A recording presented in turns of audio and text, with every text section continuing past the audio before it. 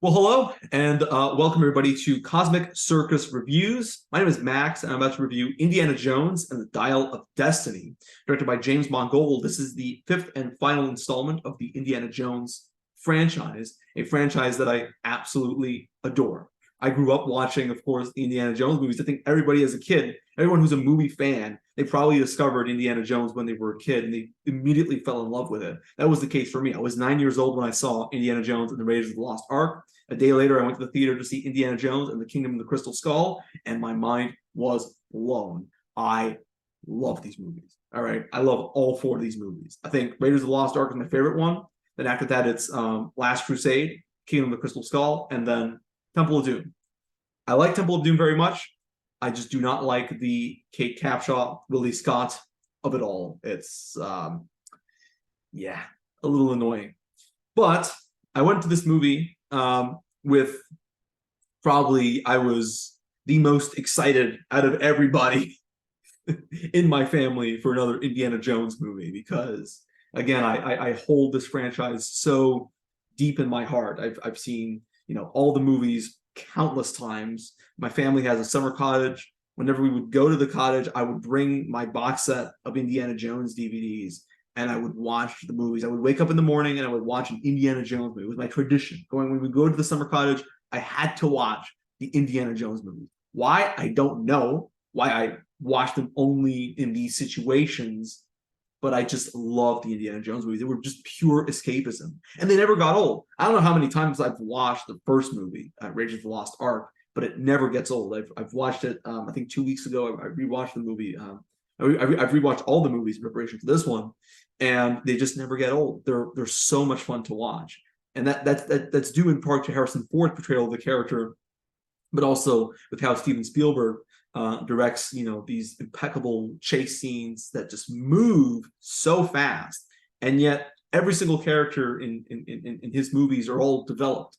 They're all fully developed, and we care about each and every single one of them, right? We care about Indiana Jones. We also care about Marion. We also care about his father in the Last Crusade. We care about when he meets with Marion again in Kingdom of the Crystal Skull. And he gives a lot of agency and a lot of development to each and every one of his characters. So I was very excited about Indiana Jones and the Dial of Destiny. I'm also a big fan of James Mangold. I understood why Spielberg didn't want to come back, but James Mangold was a great choice to do this one. I mean, if you've seen Logan and the way that he was going to interpret this film, it looked like it was going to be another sort of these old man sad action hero canon type movie with Indiana Jones in it. And I thought, you know what? If there's one person that could actually pull off an Indiana Jones movie without Spielberg, it is James Mangold. And for the most part, he succeeds in capturing the magic of an Indiana Jones movie.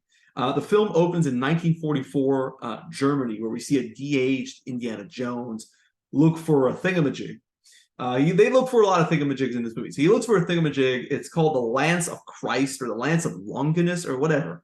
I forget, okay? But it's a lance. And he's looking for the thingamajig with his friend Basil Shaw. He's played by Toby Jones. But the lance turns out to be a fake. However, they find another thingamajig called the Antikythera or the Antikythera.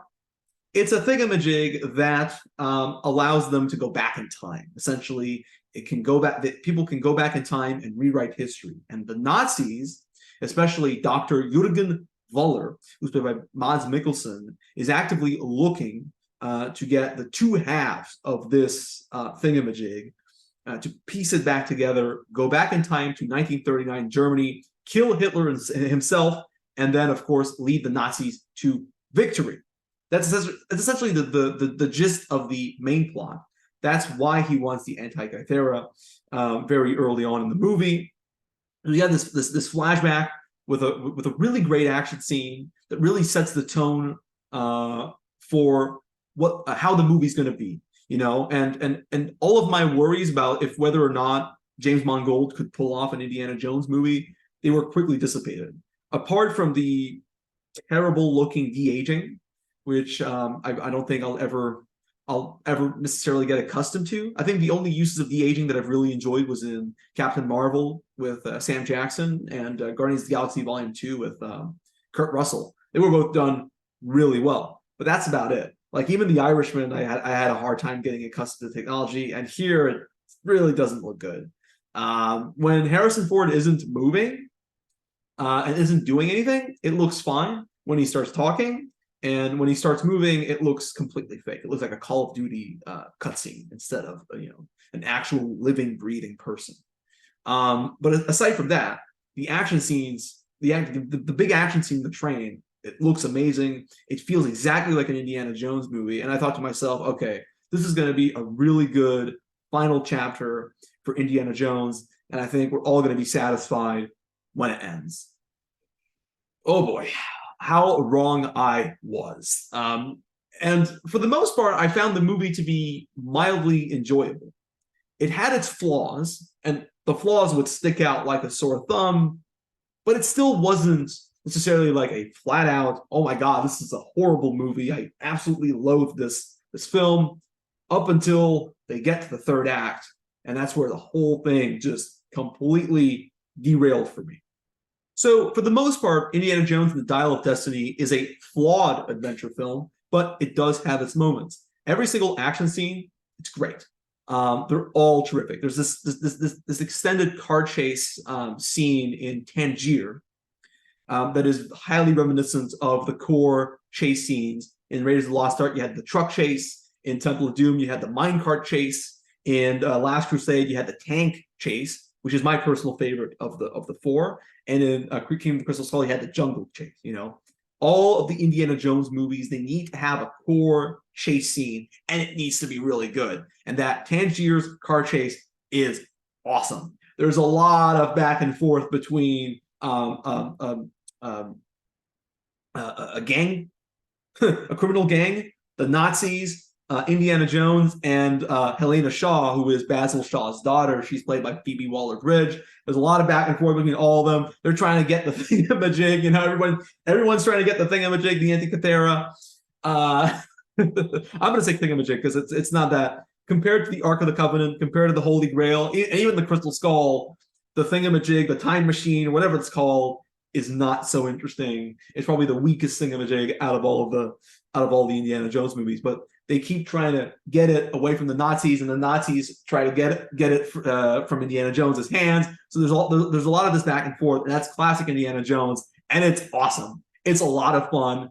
Harrison Ford and Phoebe Waller-Bridge are terrific in this movie. Like, they have really great chemistry together, and it's really great to see that happen, because I was a little worried. Like, some people don't like Phoebe Waller-Bridge. I don't necessarily like her that much. Like, I've seen Fleabag, I enjoyed it, but I didn't necessarily fall head over heels over her. But I found her to be very charming in this film, infectiously charming at that. They were both very funny together when they're paired, and Harrison Ford still hasn't lost it. He's great. His comedic charm and his just natural charm is still there, right? He is still extremely funny when he has to be very funny, just like in Temple of Doom, or even in The Last Crusade with his dad, right? That banter between him and Sean Connery is terrific. Well, it's pretty much the same type of banter that he has with his goddaughter, and it's great. You know, you're never bored watching them sort of go at odds with one another, and it's always very entertaining, and it's always a lot of fun to see them be at odds with one another. And I really enjoyed it. I really enjoyed both Harrison Ford, who gives a really great final portrayal of Indiana Jones, and Phoebe Waller-Bridge, who is equally as terrific, right? They're both really great, and I can see exactly why James Mangold and the screenwriters, and perhaps even Lucasfilm, thought, hey, she's a really great fit to pair with Harrison Ford. I really enjoyed that. And apart from that, none of the actors are any memorable, right? The film has an amazing cast. You know, apart from Mads Mikkelsen, who plays the villain, you have Thomas Kretschmann, who also plays a Nazi general. He's good. He has a very small part in this movie, but he is terrifying. He is menacing. He is probably the second side character that has the most development, because every other character, Antonio Banderas, Toby Jones, Shawnette Renee Wilson, Boyd Holbrook, they're all pitifully underdeveloped. Most of them do absolutely nothing. And when I mean absolutely nothing, I mean absolutely nothing. Antonio Banderas is in this film for a total of 5 minutes. He plays a boat captain that could have been played by any other actor, and yet he's the third build in this film. When you're the third build in this movie, I expect at least the character having a significant part, or at least significantly evolving the plot, but he doesn't. He's just there. He doesn't say anything. He has maybe 5 or 6 lines that amount to hello, good luck, or variations among the same theme, and he quickly disappears out of the film. The same goes with Shawnette Renee Wilson, who plays a CIA agent who goes after Indiana Jones and Helena, barely in the movie, has a bit more development in the first half of the film, and then completely disappears, never to be seen again. And Boyd Holbrook as well, he plays Kleber, he plays Voller's right-hand man. Of course, when you play a henchman, you don't have a lot of things, you don't have a lot to say or do. What they do in this movie, they make Kleber be a very trigger-happy henchman. He kills first and asks questions after, which completely defeats the the purpose of wanting to ask questions. But he, you know, and as good as an actor Boyd Holbrook is, and if you've seen Logan, which was also directed by James Mangold, you know how great of a villain he can be. He is completely wasted. Again, he just doesn't do anything. Of course, like he does weird faces, and Boyd Holbrook is always great at being menacing, but he is not that entertaining, and he is not that compelling of a character. And compare that to Steven Spielberg's Indiana Jones. He would make every side character have their time to shine. Even henchmen, you know, even the Russian right-hand man of Cate Blanchett's character in Kingdom of the Crystal Skull is far more developed and far more entertaining and far more engaging than any other side character in Dial of Destiny. And that was probably the biggest flaw that I had while watching the movie, because I was enjoying the action scenes. You know, I found the action scenes to have great energy. It had great cinematography. John Williams, man, his score is amazing. All of his scores for anything that he's ever done, even in movies that weren't necessarily good, he still got it. He's great, and it's amazing. Oh my God. I just loved hearing that Raiders March. It made me feel like a kid again, especially in IMAX. In IMAX, it was just amazing. But like, apart from these moments, none of the side characters were necessarily fully developed. The only side character that had a shred of development apart from Indy and Helena was a guy named Teddy, who shows he's a kid. He's kind of like this version of Short Round. He shows up in this film as this sort of pickpocket who helps Helena on her quest. He joins the adventure. He's pretty entertaining. I will say that he's pretty entertaining, but he's not as entertaining as Indy and Helena herself, and he does get in trouble a little unnecessarily at that. The movie goes at great lengths in making sure that he gets in trouble, and I found that to be a little predictable and a little dull. But for the most part, the film itself was okay. Like, I was watching it and going, okay, I can see where all the flaws are and why some people did not like this, but I am not minding it. You know, I'm enjoying watching an Indiana Jones movie in an IMAX theater, something that I never thought would happen in my life. You know, of course, I went to see Kingdom of the Crystal Skull in the theater when it came out, but it wasn't an IMAX, and I missed Raiders of the Lost Ark when it got re-released in IMAX, and now I'm here in an IMAX theater watching a brand new Indiana Jones movie. I'm having a pretty good time. You know, it's not terrible. It has its flaws, but, you know, I think I'm going to settle with a 6 or a 7 out of 10, and I'll be just okay. And then the final act arrives, and oh boy, does this movie goes from a 7 out of 10 to like a literal 1 or 0 out of 10. I am not kidding. A lot of people will point out the nuke the fridge scene in Kingdom of the Crystal Skull, or even the waterfall scene, or the monkey jump rope thing in jungle rope thing in Kingdom of the Crystal Skull as being the all-time worst scenes in Indiana Jones history. I'm actually one of the people that defends the nuke the fridge scene. I think it's fun. I think it's playful. I think Harrison Ford, in this movie, particularly in Kingdom of the Crystal Skull, plays Indiana Jones as a more goofy character. As he's getting older, he's a little bit more self-aware of who he is, and that's what makes him entertaining. That's what makes this movie entertaining. But I found the final act to be way worse than any of the scenes that I've just mentioned in Kingdom of the Crystal Skull. It's an all-time worst scene in Indiana Jones history. I'm not going to spoil it. I'm not going to give any details to it, but I'm just going to say this. All right, this scene, the final scenes of this film, This is supposed to be a culmination of over 40 years of storytelling. This is the final moments in which we will see Harrison Ford play Indiana Jones ever. He will never come back to play Indiana Jones. Maybe Indiana Jones's future is promising and he'll go on more adventures, but we as an audience will not see that. And we understand that, right? As a final moment for Harrison Ford as Indiana Jones, I found it incredibly frustrating. And I found it more insulting than it is as a celebration of the character. I don't know if you understand that. I was appalled. Like, I was genuinely appalled at how cheap, at how quick, and at how dull the final moments of Indiana Jones were.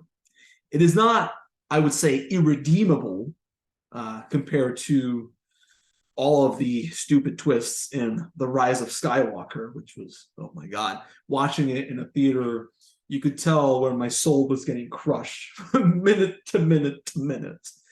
But it definitely is inherently frustrating. And the worst part about it is they could have done the exact same ending of this movie while just changing a few key details, and it would have been fine. It would have been totally fine. It would have been a decent ending. It wouldn't have been a fitting end, but it would have been a decent ending. Because if you look at Kingdom of the Crystal Skull, regardless of what you thought about that movie, the ending is great. It's a perfect ending, right? All loose ends are tied. Indy is married with Marion. He's reunited with his son. It slightly opens the door for the sequel. The end, right? It can end there and stay on its own as a great ending for Indiana Jones. He doesn't have to go on another adventure again because he's married and he's lived happily ever after. He's going to grow his family, and that's that. But in this movie, they retcon a lot of that ending from Kingdom of the Crystal Skull, which is slightly frustrating. I understand why they did it, but at the same time, it's a little frustrating. But you at least want the final moments and the ending to be somewhat, to feel as if, okay, we've seen everything we need to see from Indy, and he will live a happier life by the time it ends.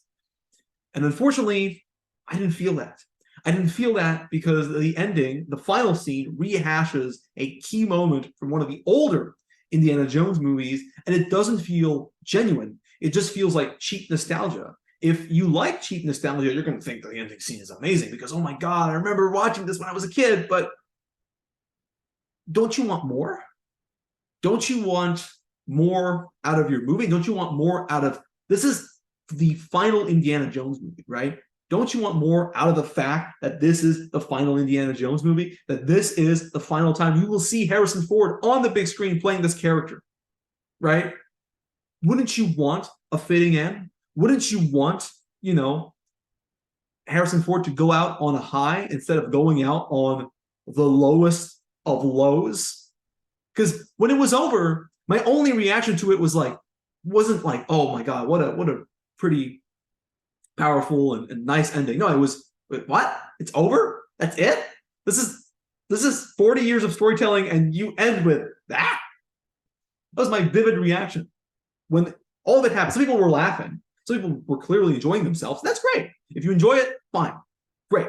I have no problem with that. But I, as a fan, as someone who thinks Indiana Jones is his favorite movie character, all right? Indiana Jones is my favorite movie character. As someone who thought of that, I was appalled. I was just unfulfilled. The only thing that I wanted now was another one so they could retcon this ending and leave Indy actually on a pretty good position so that we'll know that he's going to be okay and that, you know what, it's a good ending. It's the ending Harrison Ford deserves, but it doesn't feel like this was the ending that Harrison Ford deserved. It felt like they completely missed the mark. And so I went from, this is a decent 6, 7 out of 10, to this is a 4 out of 10. This ending is terrible. Like, what were they thinking? Like, that's the only thing that came out of my mind. Because I remember, if you remember, sometimes I always say, by the way, if you've been following me on social media, I always say an ending is really going to make or break the movie. A movie can start out really amazingly. If the ending sucks, that's all the audience is going to remember. And I remember when I saw Rogue One, of the Lucasfilm movie, a movie that I enjoy, I don't love. The opening moments of that film were just rough. I was like, this is awful. Like, this is terrible. I hate this movie. But as it got to the ending, I was really enjoying it. And I started enjoying it. And then the final scene with Darth Vader in that hallway was just like, oh my God, this is amazing. This is one of the best Star Wars movies of all time. Like, this was my reaction because I had never seen Darth Vader like this in film ever before. But like, my progression went from it's not that great to it's amazing, you know. And I settled on an 8 out of 10. I rewatched it not too long ago and I gave it a 7, right? But when you're in the moment, those reactions are very vivid. And when you get out of the film and the credits start rolling, the only thing that you remember from the movie is the ending, is how it ended. If it ended nicely, you're satisfied. If it didn't end that nicely, you are not satisfied at all. And unfortunately, that was my biggest problem with this movie. It's fine. It's mildly entertaining. It's got good performances. You know, Mads Mikkelsen, unfortunately, has been typecasted as a villain, and he is completely indistinguishable from his portrayals in Doctor Strange and in Fantastic Beasts: The Secrets of Dumbledore. But it's not necessarily his fault. But I'm mildly enjoying it. It's good in IMAX. I love the IMAX experience. I love the sound design, the score, action scenes are good. I'm having a good time. Ending arrives and I go, wow, that was bad. And it's a complete total whiplash. Comes out of nowhere, and it left me fairly cold and fairly unsatisfied. And ultimately, this is the first Indiana Jones movie that I did not like. And it really pains me to say this. It really, honestly pains me to say that this is a movie that I am not going to rewatch. I would rather rewatch Kingdom of the Crystal Skull 1,000 more times than sit through Dial of Destiny again.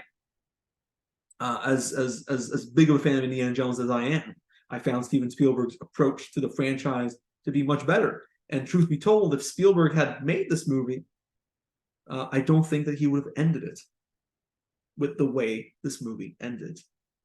And I feel like as more people see this movie, the conversation will not be about the film itself, but it will be about the ending, about how it really divided people, from people that thought it was good, people that thought it was absolutely terrible. I'm in the latter camp. I did not like the ending, and I ultimately didn't think Indiana Jones and the Dial of Destiny was very good, and I am going to settle with a 4 out of 10 or a 2 out of 5. So thank you very much for watching this review of Indiana Jones and the Dial of Destiny. Be sure to subscribe to the Cosmic Circus YouTube channel for more reviews like this. And you can also follow them on social media, on Twitter and Instagram. You can also follow me if you want on Instagram at Max from Quebec. I look forward to do more reviews, and I'll see you guys back here very soon. Thank you.